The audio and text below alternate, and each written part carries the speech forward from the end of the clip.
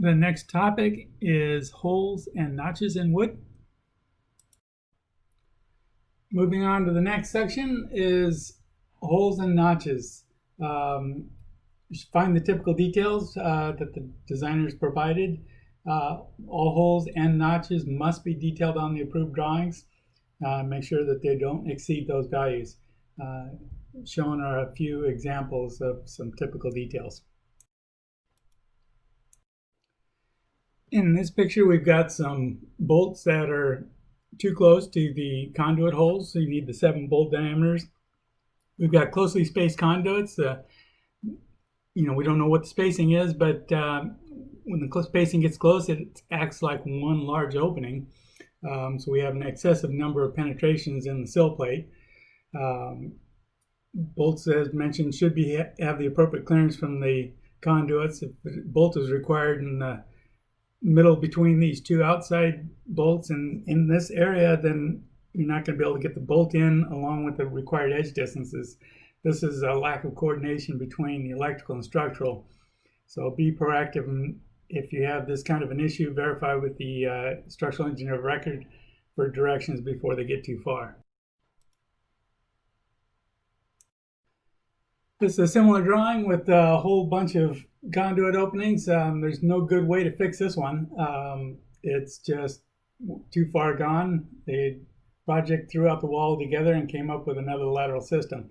The bolt diameters, as mentioned, is 7 diameters. You need that from each anchor bolt to each hole that's going to be in the sill plate down on each side of an anchor bolt.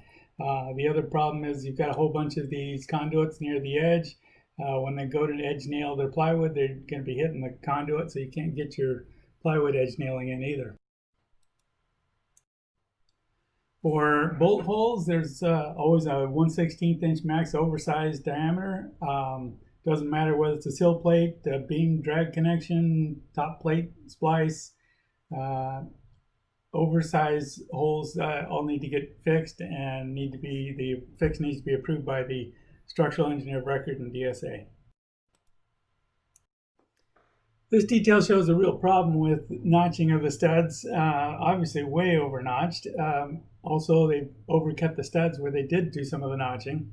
You want to verify with the engineer of record for any repair or fix like this. It's even more critical in exterior walls to have too much notching of the studs. This is a contractor's fix for notching his studs. This would need to be approved by the SEOR and DSA. This detail shows that you've got a hole and a notch together, which is no good. Again, verify with the structural engineer of record for notching studs. It's a typical detail you might find on the plans with some notching and boring of the studs. You can see one to pay attention to is the notching is not permitted in the center of the span of the stud.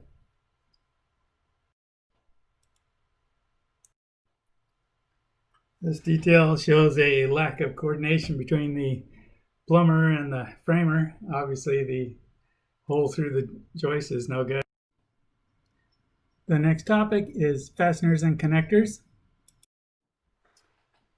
Moving on to the next topic, we have fasteners and connections.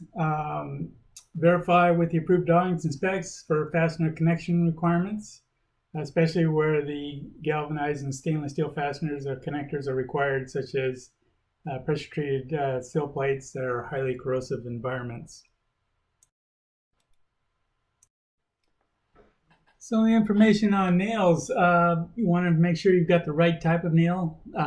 Typically we're required to have common nails. Galvanized nails required exterior, pressure treated sills, fire retardant treated. Make sure the size of the nail is correct as far as shank diameter, length, head diameter. The quality of nails are governed by ASTM F1667, which is the standard spec for driven fasteners, nails, spikes, and staples. Nails may also need to comply with ASTM A153, which is the standard spec for zinc coating, hot dip. As far as installation, if the nails will tend to split because of the spacing, the size of the nails, very large nails, They should be pre-bored. For minimum penetration, typical nails are required to go 11 diameters of the nail shank into the main member. That's to the tip. It's 10 diameters per code to the center of the tapered portion, but there's another diameter to the end of the tip. If you got a 16 penny nail, it's 3.5 inches. You got a 3x edge number, which is 2.5 inches. You're only going to get an inch into it, and you're not going to get your required penetration. So you have a significantly reduced capacity, so they should be using different size nails, some screws, something different.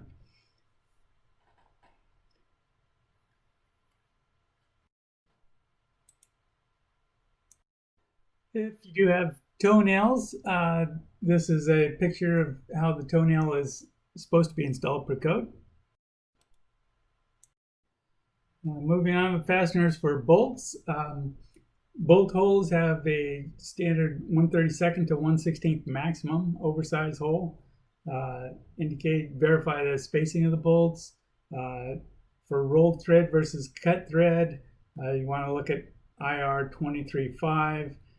Provides minimum maximum tolerance on the bolt shank diameter.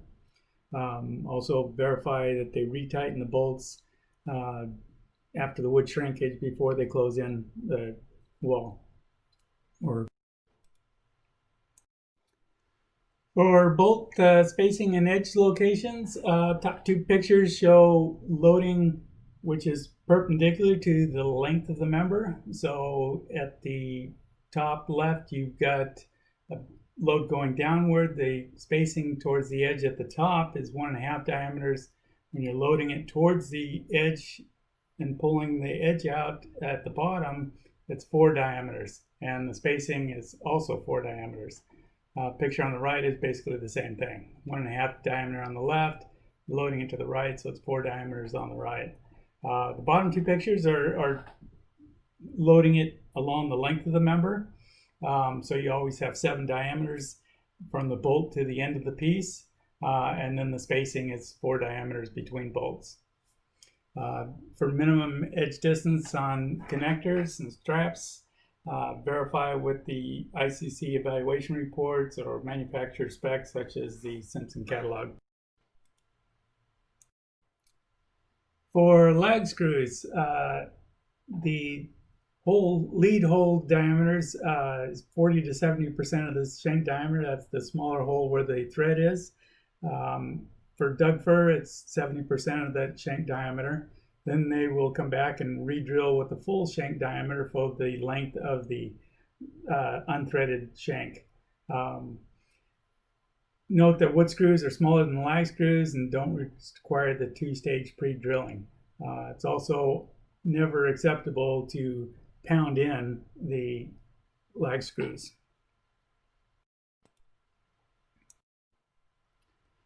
For framing connectors, all framing connectors need to have a current and valid approval report for DSA IR A5.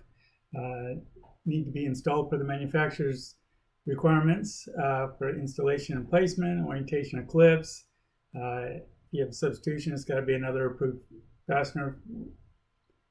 And also the fasteners must be the correct fastener specified in the approval report. All holes should be filled unless noted otherwise.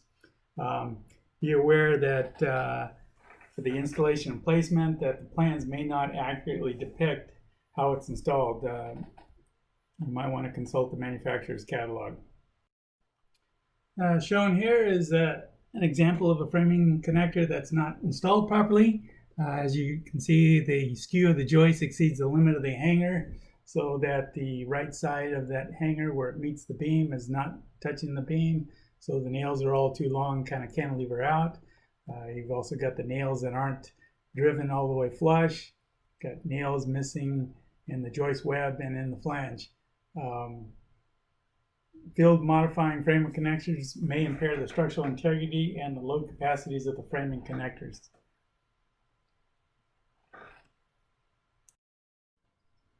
This detail shows missing fasteners at the hanger. They probably went in and put in the toenails to hold up the joist temporarily and then forgot to come back in and put in all the nails. This detail shows 835's not quite installed correctly. They've got holes that weren't the new hole locations that weren't put in the original hole locations. They need to fill all the pre-drilled holes and don't add new holes. Also, if you've got 835's back to back like this, you've got to make sure they've got the right nail length to make sure they're not going to hit the other one, but they should also be staggered. These can't be back to back. All the nails will be too close to each other and cause splitting of the wood. So if you have back to back 835's, they should somehow be staggered so that the nails will be impacting each other. Make sure all the fasteners connectors are properly fit up. As you can see in this one, the HU44 hanger is not flush to the filler block. Besides that, you got some other problems. You got TGI joists with the filler block, and you don't have the filler block connected to the web of the TGI. This picture, we've got a hold down anchor, and we've got a framing angle holding the hold down post down to the sill for out of plane loads. So the framing connector is missing fasteners. We've got a hold down bolt with the oversized drilled hole, and that may or may not be acceptable. You'd want to verify with the approved drawings and the engineer of record on that. This slide shows some fit up issues. As you can see on the left, you got the bearing into the joist hanger seat, and you got a gap between the wood and the hanger seat.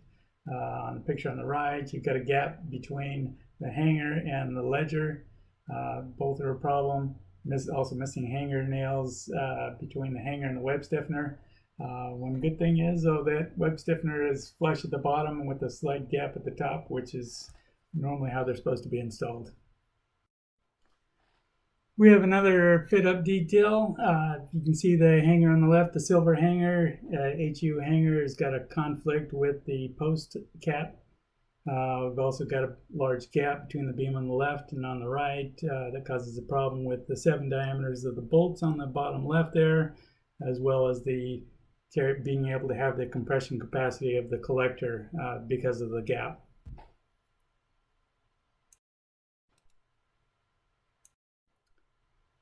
Another fit up, we've got a surface mounted hanger conflicting with the glue lamp hinge connector. This should have been detailed on the plans on how to connect those. Now, this detail is an example of verifying that the framing connector is installed at the correct location. When you've got the 835, should be installed at the king studs instead of at the cripple studs. Verify your connector locations with the approved drawings.